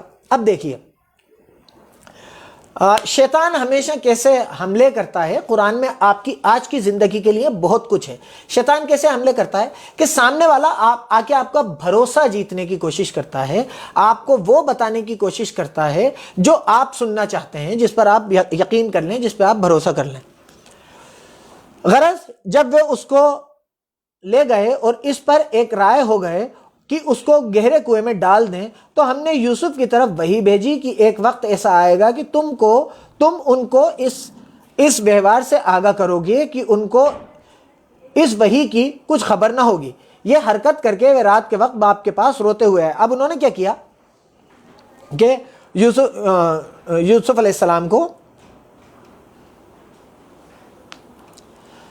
السلام کے ساتھ وہ حرکت کری جو انہوں نے پلان کیا تھا، اور روتے ہوئے یعقوب علیہ السلام کے پاس آئے، کہنے لگے کہ ابا جان، ہم تو دوڑنے اور ایک دوسرے سے آگے نکلنے میں لگ گئے اور یوسف کو اپنے سامان کے پاس چھوڑ گئے تو بھیڑیا کھا گیا، اور آپ ہماری بات کو گو ہم سچ ہی کہتے ہوں مان کر نہ دیں گے، مان نہیں لیں گے، آپ کو ایسا ہی لگے گا کہ ہم نے کچھ کر دیا، اور ان کے کرتے پر جھوٹ موٹ کا خون بھی لگا لائے۔ یعقوب نے کہا کہ حقیقت یوں نہیں ہے، بلکہ تم اپنے من سے یہ بات بنا لائے ہو، تم اپنے دل سے یہ بات بنا لائے ہو، یہ جھوٹ بولتے ہو۔ اچھا صبر کی وہی خوب ہے، اور جو تم بیان کرتے ہو اس کے بارے میں اللہ ہی سے مدد چاہیے۔ اب اللہ کی شان دیکھو کہ اس کنویں کے قریب ایک قافلہ آیا اور انہوں نے پانی کے لیے اپنا سقا، اپنا ڈھول نیچے بھیجا، جس سے پانی بھرتے تھے نیچے بھیجا۔ اس نے کنویں میں ڈھول لٹکایا تو یوسف اس سے لٹک گئے۔ وہ بولا زہے قسمت، یہ تو نہایت حسین لڑکا ہے، اور اس کو قیمتی سرمایہ سمجھ کر چھپا لیا، اور جو کچھ وہ کرتے تھے اللہ کو سب معلوم تھا۔ اب کیا ہوا کہ جب انہوں نے یوسف علیہ السلام کو کنویں میں ڈال دیا تو وہاں سے ایک قافلہ گزرا، قافلے والوں کو پانی چاہیے تھا، انہوں نے ڈھول نیچے لٹکایا تو یوسف علیہ السلام اس پہ لٹک کے اوپر آ گئے۔ یوسف علیہ السلام اس بلا کے خوبصورت تھے کہ انہیں دیکھ کے ابھی آگے قصہ آئے گا زلیخا کا کہ عورتوں نے اپنے ہاتھ کاٹ لیے تھے نیبو کی جگہ۔ یا جو بھی فروٹ ان کو دیا تھا اس کی جگہ، شاید نیبو ہی تھا، اس کی جگہ اپنے اتنے خوبصورت تھے تو اسے لگا کہ یہ تو قیمتی سامان ہے، اسے اپن بیچ دیں گے، یہ لڑکا بہت خوبصورت ہے، اسے چھپا لیا۔ اللہ کو سب معلوم تھا اور اس کو تھوڑی سی قیمت یعنی گنتی کی کچھ درہموں پر بیچ ڈالا، اور انہیں ان کے بارے میں کچھ بھی لالچ نہ تھی۔ اور مصر میں جس شخص نے اس کو خریدا، اس نے اپنی بیوی سے جس کا نام زلیخا تھا کہا کہ اس کو عزت و اکرام سے رکھو، عجب نہیں کہ یہ ہمیں فائدہ دے یا ہم اسے اپنا بیٹا بنا لیں۔ اس طرح ہم نے یوسف کو مصر کی دھرتی پر جگہ دی، اور غرض یہ تھی کہ ہم ان کو خواب کی باتوں کی تعبیر سکھائیں، اور اللہ اپنے کام پر غالب ہے لیکن اکثر لوگ نہیں جانتے۔ اب آپ سوچئے آگے جو قصہ آنے والا ہے، ہم کسی پر بھی مطلب جو ایکشنز اور جو ری ایکشنز ہم دے دیتے ہیں، ہمیں بہت سوچنا سمجھنا چاہیے کہ ہر چیز ایک آزمائش ہے۔ آپ دیکھیے کہ ایک ماں، ایک بچہ جس کو پالنے کے لیے لایا گیا ہے، اس کو اب آگے اس کے لیے کیا معاملات آئیں گے۔ اور جب وہ اپنی جوانی کو پہنچے تو ہم نے ان کو حکمت اور علم دیا، اور بھلے لوگوں کو ہم اسی طرح بدلہ دیا کرتے ہیں۔ تو جس عورت کے گھر میں وہ رہتے تھے اس نے ان کو اپنی طرف مائل کرنا چاہا اور دروازے بند کر کے کہنے لگی، یوسف جلدی آؤ۔ انہوں نے کہا کہ اللہ پناہ میں رکھے، یہ یعنی تمہارے میاں تو میرے آقا ہیں، مطلب زلیخا کے جو شوہر تھے وہ تو یوسف علیہ السلام کے آقا تھے، انہوں نے مجھے اچھی طرح سے رکھا ہے، میں ایسا ظلم نہیں کر سکتا، میں تمہارے ساتھ سیکشل ریلیشن شپ نہیں بنا سکتا، فزیکل ریلیشن شپ نہیں بنا سکتا، میں ایسا ظلم نہیں کر سکتا، بے شک ظالم لوگ فلاح نہیں پائیں گے۔ اور اس عورت نے اس کا قصد کیا اور انہوں نے اس کا قصد کیا، اگر وہ اپنے پروردگار کی نشانی نہ دیکھتے تو جو ہوتا یہ اس لیے کیا گیا کہ ہم ان سے برائی اور بے حیائی کو روک دیں، بے شک وہ ہمارے خالص بندوں میں سے تھے۔ اور دونوں دروازے کی طرف بھاگے، آگے یوسف پیچھے زلیخا، اور عورت نے ان کا کرتا پیچھے سے پکڑ کر جو کھینچا تو پھاڑ ڈالا، اور دونوں کو دروازے کے پاس عورت کا خاوند مل گیا۔ تو عورت بولی کہ جو شخص تمہاری بیوی کے ساتھ برا ارادہ کرے اس کی اس کے سوا کیا سزا ہے کہ یا تو قید کر دیا جائے یا غم دینے والا عذاب دیا جائے۔ اب معاملہ کیا ہوا کہ زلیخا نے یوسف علیہ السلام کو سیڈیوس کرنا چاہا، یہ چاہا کہ وہ ان کے ساتھ فزیکل ریلیشن شپ بنائے، وہ تھے اتنے خوبصورت، تو یوسف علیہ السلام نے منع کر دیا۔ تو جب وہ پکڑنے کے لیے بھاگی، زبردستی کرنے لگی، تو وہ چھٹا کے اور بھاگے، تو اس نے دروازے تک جاتے جاتے انہوں نے یوسف علیہ السلام کا کرتا پیچھے سے پکڑا، تو یوسف علیہ السلام کا کرتا پیچھے سے پھٹ گیا پورا۔ تو اتنے میں دروازے پہ عزیز جو یوسف علیہ السلام کا مالک تھا، جو اس عورت کا خاوند تھا، وہ آ گیا۔ تو کیونکہ وہ پھنس گئی تھی، اس نے معاملہ دیکھا کہ بھاگتے ہوئے کیا کر رہے ہو، تو انہوں نے یوسف علیہ السلام کے اوپر الزام لگایا کہ جو انسان تمہاری بیوی کے ساتھ ریپ کرنے کی کوشش کرے اس کی سزا کیا ہونا چاہیے، یا تو اسے قید کر دیا جائے یا عذاب دیا جائے۔ یوسف نے کہا، اسی نے مجھ کو اپنی طرف مائل کرنا چاہا تھا، اس کے قبیلے میں سے ایک فیصلہ کرنے والے نے یہ فیصلہ کیا کہ اگر اس کا کرتا آگے سے پھٹا ہو تو یہ سچی اور یوسف جھوٹا، اور اگر کرتا پیچھے سے پھٹا ہو تو یہ جھوٹی اور یوسف سچا۔ اب کیا ہوا کہ جب عدالت بیٹھی، جب بات مارکیٹ میں آئی، اب ایسا معاملہ نہیں تھا، انصاف، وہ لوگ انصاف چاہے کچھ بھی ہوں وہ انصاف کرتے تھے۔ عدالت بیٹھی، عدالت میں یہ معاملہ آیا کہ لوگوں نے کہا، ایک انصاف کرنے والے نے کہا کہ اگر اس کا کرتا پیچھے سے پھٹا ہے تو یوسف سچا اور زلیخا جھوٹی، اور اگر کرتا آگے سے پھٹا ہے تو یوسف جھوٹے اور زلیخا سچی۔ جب اس کا کرتا دیکھا گیا اور تو پیچھے سے پھٹا تھا تو اس نے زلیخا سے کہا کہ یہ تمہارا ہی فریب ہے، اور کچھ شک نہیں کہ تم عورتوں کے فریب بڑے بھاری ہوتے ہیں۔ یوسف اس بات کا خیال نہ کر، اور زلیخا تو اپنے گناہ کی بخشش مانگ، بے شک خطا تیری ہی ہے۔ اور شہر میں عورتیں باتیں کرنے لگیں کہ عزیز کی بیوی اپنے غلام کو اپنی طرف مائل کرنا چاہتی تھی۔ اب عورتوں میں یہ بات ہونے لگی، جو گوسپس چلتی ہیں کہ عزیز بہت بڑا آدمی تھا، اس کی بیوی غلام کو اپنی طرف سیڈیوس کرنا چاہ رہی تھی، مائل کرنا چاہ رہی تھی، اور اس کی محبت اس کے دل میں گھر کر گئی ہے۔ ایک غلام سے محبت کرنا بہت گرا ہوا کام مانا جاتا تھا، غلاموں کو اپنے برابر نہیں مانا جاتا تھا اس زمانے میں۔ ہم دیکھتے ہیں کہ وہ کھلی گمراہی میں ہے۔ جب زلیخا نے ان عورتوں کی باتیں جو حقیقت میں یوسف کے دیدار کے لیے ایک چال تھیں سنی، تو ان کے پاس دعوت کا پیغام بھیجا اور ان کے لیے ایک محفل سجائی اور پھل کاٹنے کے لیے ہر ایک کو ایک ایک چھری دی، اور یوسف سے کہا کہ ان کے سامنے باہر آ جاؤ۔ اور جب عورتوں نے ان کو دیکھا تو ان کے حسن کا رعب ایسا چھا گیا کہ پھل کاٹتے کاٹتے اپنے ہاتھ کاٹ لیے۔ تو انہوں نے دکھانے کے لیے کہ تم جو باتیں کر رہی ہو اس کو آؤ، اس کو فیل کرو۔ ہم بہت آسانی سے کہتے ہیں ارے یار اس آدمی نے اتنا گھٹیا کام کیسے کر دیا، ارے یار اس عورت کا ایسا کیسے ہو گیا۔ تو آپ جب تک اس حالات میں نہیں ہیں کسی کے اوپر انگلی مت اٹھائیے، آپ کسی کو برا، کسی کو نیچا مت سمجھیے۔ اللہ ہمیں ایسی آزمائشوں سے بچائے، ہمیں یہ دعا کرنا چاہیے۔ اب جب انہوں نے یوسف علیہ السلام کو دیکھا اور پھل کاٹنا چاہا تو انہوں نے اپنے ہاتھ کاٹ لیے۔ وہ ان کو دیکھ کے اتنی حیران رہ گئی تھی کہ اتنا خوبصورت بھی کوئی ہو سکتا ہے، اور بے ساختہ بول اٹھیں کہ سبحان اللہ، یہ حسن یہ آدمی نہیں، کوئی فرشتہ ہے، کوئی بزرگ فرشتہ ہے۔ تب زلیخا نے کہا یہ وہی ہے جس کے بارے میں تم مجھے طعنے دیتی تھیں، اور بے شک میں نے اس کو اپنی طرف مائل کرنا چاہا مگر یہ بچا رہا، اور اگر یہ وہ کام نہ کرے گا جو میں اس سے کہتی ہوں تو قید کر دیا جائے گا اور ذلیل ہوگا۔ اس کے بعد بھی نہیں سدھری، اس کے بعد بھی یہ کہا کہ اسے کرنا تو پڑے گا، اسے میرے ساتھ ریلیشن شپ تو بنانا پڑے گا، فزیکل ریلیشن شپ بنانی پڑے گی، ورنہ اسے قید کروا دوں گی اور ذلیل کروں گی۔ یوسف نے دعا کی کہ یہ پروردگار، جس کام کی طرف یہ مجھے بلاتی ہے اس کے مقابلے میں مجھے قید پسند ہے، اور اگر تو مجھ سے ان کے فریب کو نہ ہٹائے گا تو میں ان کی طرف مائل ہو جاؤں گا اور نادانوں میں داخل ہو جاؤں گا۔ تو اللہ نے ان کی دعا قبول کر لی اور ان سے عورتوں کا مکر ختم کر دیا۔ بے شک وہ سننے والا اور جاننے والا ہے۔ پھر باوجود اس کے کہ وہ لوگ نشان دیکھ چکے تھے، ان کی رائے یہ ٹھہری کہ کچھ دنوں کے لیے ان کو قید کر دیں۔ اب سب کچھ دیکھ لیا تھا کہ کرتا پیچھے سے پھٹا ہوا ہے، سب کچھ باتیں سامنے آ گئی تھیں، لیکن پھر بھی ایک بڑے ریپوٹیڈ آدمی کی بیوی کا معاملہ تھا، تو یہ کہا کہ بھائی عزت بچانے کے لیے، بھائی بیوی کی عزت تو بچانا ہی ہے، اسے قید کر دو تاکہ لوگوں کو لگے کہ اسی کی غلطی تھی، اسے قید کر دو کچھ دنوں کے لیے۔ اور ان کے ساتھ 2 اور جوان بھی جیل میں داخل ہوئے۔ یوسف علیہ السلام کو جیل میں بھیج دیا، ان کے ساتھ 2 اور جیل میں گئے۔ ایک نے ان سے کہا کہ میں نے خواب دیکھا ہے، دیکھتا کیا ہوں کہ شراب کے لیے انگور نچوڑ رہا ہوں۔ دوسرے نے کہا کہ میں نے بھی خواب دیکھا ہے، دیکھتا کیا ہوں کہ میں اپنے سر پر روٹیاں اٹھائے ہوئے ہوں اور جانور اس میں سے کھا رہے ہیں۔ تو ہمیں ان کی تعبیر بتا دیجئے، ہم تمہیں نیک دیکھتے ہیں۔ اب سنیے، ایک بہت بڑا مسکنسیپشن جو ہم لوگوں کے بیچ میں ہے، ہم خواب دیکھتے ہیں اور لوگوں سے پوچھتے ہیں کہ اس کی تعبیر بتا دیجئے، تو آپ کو خواب کی ایگزیکٹ تعبیر کوئی بھی نہیں بتا سکتا، یہ آپ کے دل کا فریب ہے۔ اللہ کے نبی نے خواب کے لیے فرمایا کہ اگر کوئی خواب دیکھو، میں اس حدیث کو ریفرنس کے ساتھ کمنٹ میں ڈال دوں گا، یا اگر کوئی پوچھے گا تو اسے بتا دوں گا اگر آپ کو شک ہو تو۔ اللہ کے نبی نے فرمایا کہ جب کوئی خواب دیکھو اور وہ اچھا ہو تو اسے کسی سے کہہ دو، کوئی مسئلہ نہیں ہے کہنے میں، کوئی مسئلہ، لیکن اگر کوئی خواب دیکھو اور وہ برا ہو تو اسے کسی سے مت کہو۔ آپ تعبیریں پوچھنے کے لیے در در بھٹک نہیں سکتے، آپ کو کوئی بھی نہیں بتا سکتا، کیونکہ تعبیر بتانا نبوت کے کرشموں میں سے ایک ہے، یہ اللہ اپنے نبیوں کو سکھایا کرتا ہے۔ تو آپ میں اور ہم میں کوئی بھی نبی موجود نہیں ہے جو خواب کی ایگزیکٹ تعبیر بتا دے، تو اس بات سے سمجھیے۔ تو یوسف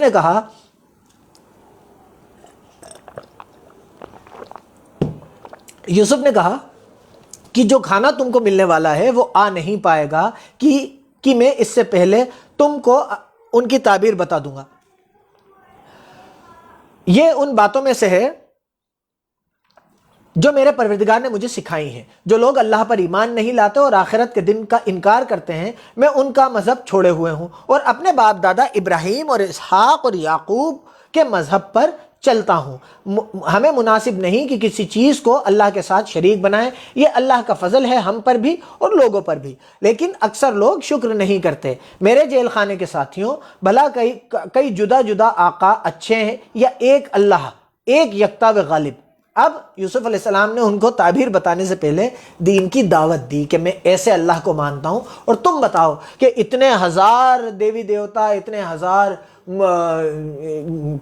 چرچ اور دوسری چیزیں اچھی ہیں، اتنے ہزار کو ماننا اچھا ہے یا ایک کو ماننا، ایک کا ہو کے رہنا اچھا ہے یا ہزاروں کروڑوں کا ہو کے رہنا؟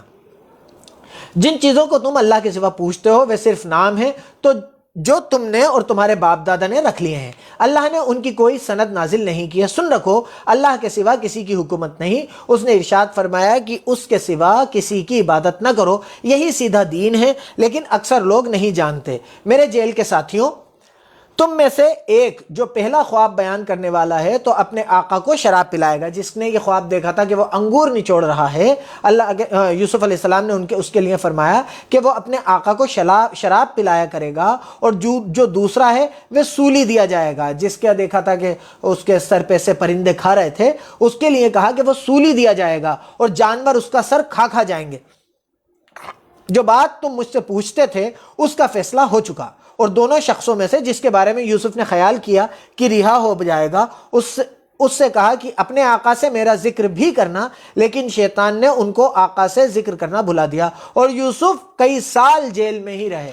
یوسف علیہ السلام نے اس سے کہا، جو ساتھی تھا ان کا جس کے بارے میں تھا کہ وہ آقا کو شراب پلائے گا، کہ تمہارے آقا سے ذکر کر دینا کہ جیل میں ایسے ایک آدمی ہے جس نے تعبیر بتائی، لیکن شیطان نے انہیں بھلا دیا۔ تو یوسف علیہ السلام کئی سال تک جیل میں رہے بنا کسی جرم کے، جو جرم ثابت ہو گیا تھا کہ انہوں نے نہیں کیا، اس کے باوجود وہ جیل میں رہے۔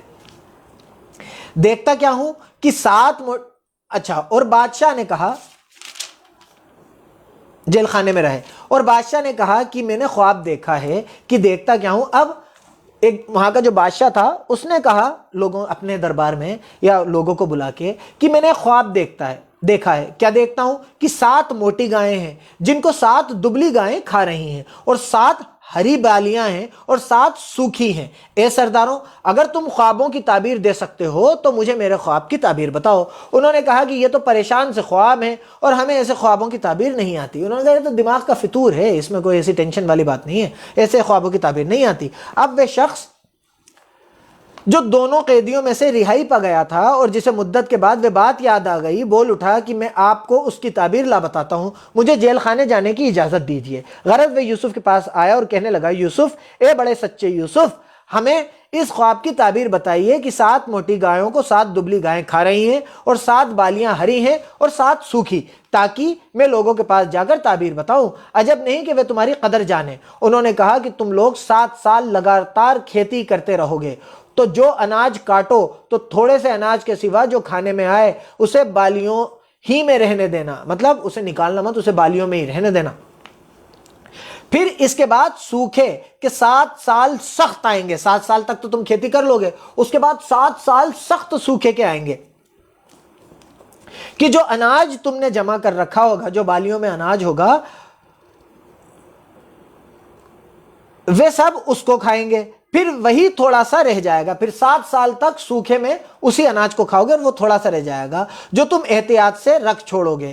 پھر اس کے بعد 1 سال ایسا آئے گا کہ خوب بارش برسے گی اور لوگ اس سے رس نچوڑیں گے۔ یہ تعبیر سن کر بادشاہ نے حکم دیا کہ یوسف کو میرے پاس لے آؤ۔ جب قاصد ان کے پاس گیا تو انہوں نے کہا کہ اپنے آقا کے پاس واپس جاؤ اور ان سے پوچھو کہ ان عورتوں کا کیا حال ہے جنہوں نے اپنے ہاتھ کاٹ لیے تھے، بے شک میرا پروردگار ان کے مکروں کو خوب جانتا ہے۔ بادشاہ نے عورتوں سے پوچھا کہ بھلا اس وقت کیا ہوا تھا جب تم نے یوسف کو اپنی طرف مائل کرنا چاہا؟ وہ سب بول اٹھی کہ ہاشا اللہ، ہم نے اس میں کوئی برائی معلوم نہیں کی۔ عزیز کی عورت نے کہا کہ سب سچی بات تو ظاہر ہو ہی گئی ہے، اصل یہ ہے کہ میں نے اس کو اپنی طرف مائل کرنا چاہا تھا اور وہ بے شک سچا ہے۔ اس کے بعد اللہ نے اسے بھی ہدایت دی، اس نے کہا کہ وہ بے گناہ ہے، وہ سچا ہے، میں ہی غلط تھی۔ یوسف نے کہا کہ میں نے یہ بات اس لیے پوچھی کہ عزیز کو یقین ہو جائے کہ میں نے اس کی پیٹھ پیچھے اس کی امانت میں خیانت نہیں کی، اور اللہ خیانت کرنے والوں کے مکروں کو سیدھا راستہ نہیں دکھاتا، اور میں اپنے آپ کو پاک صاف، اللہ خیانت کرنے والوں کے مکروں کو سیدھا راستہ نہیں دکھاتا، اور میں اپنے آپ کو پاک صاف نہیں کہتا، کیونکہ یہ نفس امارہ انسان کو برائی ہی سکھاتا رہتا ہے، مگر یہ کہ میرا پروردگار رحم کرے، بے شک میرا پروردگار بخشنے والا مہربان ہے۔ الحمدللہ 12واں پارہ کمپلیٹ ہو گیا ہے، لیکن سورہ یوسف ابھی چلے گی۔ ابھی اس میں بہت ساری باتیں ہونا باقی ہیں. ابھی تو یوسف علیہ السلام کی بے گناہی ثابت ہوئی ہے، اس کے بعد یوسف علیہ السلام کے پاس ان کے وہ بھائی بھی آئیں گے، یوسف علیہ السلام کے بہت سارے معاملات آپ لوگوں کے سامنے آئیں گے. اور یہ معاملات اس لیے سننے کی ضرورت نہیں تھی کہ یوسف علیہ السلام کا قصہ کیا تھا وہ ہمیں قصے کی طرح جان لیں. یہ معاملات اس لیے سمجھنے کی ضرورت ہے کہ یہ ہماری زندگی کے معاملات ہیں. اگر میں جیل میں ہوں گا تو میں اللہ سے یہ کہہ کے دعا مانگوں گا کہ یا اللہ تو نے یوسف کو بھی بھیجا تھا، تو نے مجھے بھی بھیج دیا، یا اللہ تو نے یوسف کو بھی نکالا تھا، تو مجھے بھی نکال دے. ہمیں قرآن سے اپنی زندگی کو سمجھنا پڑے گا. ہمیں یہ چیزیں دیکھنا پڑیں گی کہ زلیخا بے شک مائل ہوئی یوسف علیہ السلام کی طرف، لیکن یوسف علیہ السلام نے بھی اللہ سے یہ کہا کہ اللہ تو مجھے یہاں سے ہٹا دے ورنہ میں بھی بہک جاؤں گا. تو انسان کو اس کی برائیوں کی وجہ سے آپ ہر جگہ ذلیل نہیں کر سکتے. ہم سب انسان ہیں. اللہ یوسف علیہ السلام بھی انسان تھے. آپ کو اور ہمیں ان امتحان سے، ان آزمائشوں سے اپنے آپ کو بچانا چاہیے. ہمیں اس جگہ ہی نہیں ہونا چاہیے. ہم کریں یہ کہ 24 گھنٹے جوا سٹہ کھیلنے والوں کے بیچ میں بیٹھیں، بیاز کا کام کرنے والوں کے بیچ میں بیٹھیں، گالی گلوچ کرنے والوں کے بیچ میں بیٹھیں اور امید یہ کریں کہ ہم اس سے بچے رہیں گے. یوسف علیہ السلام نہیں بچ پا رہے تھے. مطلب انہوں نے یہ کہا تھا کہ اللہ میں بہک جاؤں گا اگر تو مجھے یہاں سے نہیں نکالے گا. تو اپنے آپ کو ان جگہوں سے بچائیے جہاں پہ آپ کے لیے آزمائش رکھی ہوئی ہیں، کیونکہ شیطان ہم سب کے ساتھ لگا ہوا ہے. آپ میرے لیے بھی، میں بھی کبھی بھی بہک سکتا ہوں، کہیں بھی بہک سکتا ہوں. بہتر یہ ہے کہ میں اس آزمائش کی طرف جاؤں ہی نہیں، کیونکہ چھوٹی سی زندگی ہے، اتنی سی. اللہ تعالیٰ قرآن میں فرما چکا کہ جب کوئی پوچھنے والا پوچھے گا تم دنیا میں کتنے دن رہے، تو عقل مند انسان کہے گا کہ 1 دن یا اس سے کچھ کم. 1 دن کی زندگی ہے. اسے یوں سمجھ لیجئے کہ مان لیجئے ایوریج زندگی ہم یہ مانتے ہیں کہ 65 سے زیادہ میں نہیں مانتا کہ میں زندہ رہ پاؤں گا ایک لاجیکلی. ویسے تو اللہ کا حکم ہے، اللہ جہاں چاہے جیسے چاہے جتنی چاہے زندگی دے. تو اپن یہ مانے کہ 65 سال کی عمر ہمیں ایوریج مان کے چلیں، جس میں سے آخری کے 15 سال 50 سے 65 جو ہیں وہ تو پھر بالکل ایسے ہو جائیں گے کہ بچے ابا کہیں گے کہ ابا یہ دے دینا، ابا یہ لے دینا. باہر نکلیں گے تو بھی چچا اور ابا ہی کہلائے جائیں گے، اور ہماری زندگی میں کچھ ایسا بچے گا نہیں جس کے لیے ہم بھاگ دوڑ کریں. تو 15 سال تو یہ ختم ہو گئے. شروع کے 20-25 سال جو اپنی زندگی کے ہوتے ہیں اس میں تو لڑکپن میں کچھ ہوش ہی نہیں ہوتا کہ ہمیں کیا کرنا ہے کیا نہیں کرنا زندگی میں، ہمیں آخرت کتنی بنانا ہے کتنی نہیں بنانا. ایسا لگتا ہے کہ اس دنیا میں سب سے طاقتور سب سے امپورٹنٹ ہم ہی ہیں اور ہم تو جو چاہیں وہ کر سکتے ہیں. پھر جب شادی ہوتی ہے، ہمارے سامنے دنیا کی اصلیت آتی ہے تو ہمیں ہماری اوقات سمجھ میں آتی ہے. تو 25 وہ گئے، 15 آخر کے چلے گئے، 40 سال تو ہمارے یہ ختم ہو گئے. اب بچے بیچ کے 20 سال. بیچ کے 20 سال میں 25 سے 35 سال کی یا 25 سے 40 سال تک کی عمر وہ جد و جہد کی ہوتی ہے جب ہم کسی چیز کو اچیو کرنے کے چکر میں لگے رہتے ہیں کہ یار جیسے تیسے یہ مل جائے، جیسے تیسے یہ حاصل ہو جائے. اگر وہ ہمیں حاصل ہو جاتی ہے تو اسے بنائے رکھنے میں لگے رہتے ہیں، اور حاصل نہیں ہوتی تو 40 سال تک محنت کر کے پھر یہ سوچتے ہیں یار اب ایسی تیسی کرا گئی، حاصل ہو تو ٹھیک اور نہیں ہو تو ٹھیک، بھگاؤ. تو اصل میں ہم پوری زندگی ایک بنا کسی ڈائریکشن کے، بنا کسی بات کے، اس 25 سے اور 40 سال کے بیچ کا جو وقفہ ہے اس کے لیے اپنے آپ کو برباد کرتے رہتے ہیں. صرف 15 سال کے ایک پیریڈ کے لیے، جس میں بھی سکھ بھوگنے کا جو ٹائم ہوتا ہے وہ 5-7 سال 10 سال ہی ہوتا ہے. تو 5-7 سال 10 سال کے لیے ہم اپنی آخرت کی وہ زندگی برباد کر رہے ہیں جو کبھی ختم ہونے والی نہیں ہے. تو میری گزارش یہ ہے اس کتاب کو، قرآن کو، اس راہ دکھانے والی کتاب کو اپنی زندگیوں میں اتاریے اور اپنے بچوں کی پرورش اس کتاب سے کیجیے. یہی آپ کی کمائی ہے. یہ زندگی پتہ نہیں، مجھے پتہ نہیں کہ میں کل کا روزہ رکھ پاؤں گا یا نہیں رکھ پاؤں گا. اللہ تعالیٰ میرے ساتھ کی میری ایک کلاس میٹ تھیں، بہت سیدھی سی لڑکی، بہت پاکیزہ، بہت شائستہ قسم کی لڑکی. اس کا کل صبح انتقال ہو گیا. میں نام نہیں بتا سکتا، شاید مجھ سے بھی چھوٹی تھی. اللہ تعالیٰ اس کی مغفرت کرے، اللہ اس کے درجات بلند کرے، اللہ اس کی گھر والوں کو صبر جمیل عطا فرمائے. تو مجھے حیرانی اس لیے نہیں ہوئی کہ میں موت کو بہت آسانی سے پہچانتا ہوں اور ایکسیپٹ کرتا ہوں، لیکن ٹھیک ہے، یہ ہمیں دیکھنے کے لیے اللہ بار بار دکھاتا ہے. کووڈ سے اس کا انتقال ہوا تو مجھے بھی ہو سکتا ہے، آپ کو بھی ہو سکتا ہے، جس کا وقت آ جائے اسے ہو سکتا ہے. تو یہ زندگی پتہ نہیں کتنی ہے. میں نے سوچا بھی نہیں تھا کہ اس کے انتقال کی خبر سنوں گا، لیکن ہو گیا. آپ کا اور میرا وقت، میں بتا رہا ہوں کہ میں 65 سال مان کے چل رہا ہوں، لیکن کیا پتہ میں کل کا بھی روزہ رکھ پاؤں گا یا نہیں. اس لیے اپنی زندگیوں میں قرآن کو لا کے اور اس سے اپنے بچوں کی پرورش کیجئے، کیونکہ آپ کے نام اعمال کو یہی چیز چلائے گی کہ آپ نے اپنے بچوں کو دین کا جو علم دیا ہوگا اور وہ اس پہ عمل کریں گے. یہی آپ کے نام اعمال کو، آپ کی نسلوں میں اگر آپ نے عمل کرنے والے پیدا کر دیے تو آپ کے نام اعمال کو جب تک یہ چیز چلاتی رہے گی جب تک آپ کی نسلیں اس پہ عمل کریں گی. اللہ سے دعا کیجئے کہ جن کے انتقال کے بارے میں نے آپ کو بتایا ہے، اللہ ان کے درجات بلند کرے، قبر میں ان کے رحمت نازل کر دے اور ان کے گھر والوں کو صبر جمیل عطا فرمائے. جزاک اللہ خیر.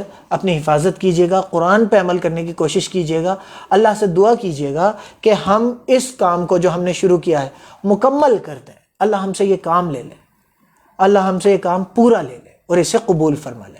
آپ لوگوں کا بہت شکریہ، آپ لوگوں کا دل سے شکریہ ادا کرتا ہوں کہ آپ حوصلہ افزائی کر رہے ہیں، اس میں سپورٹ کر رہے ہیں کہ ہاں یہ چیز کرنا چاہیے.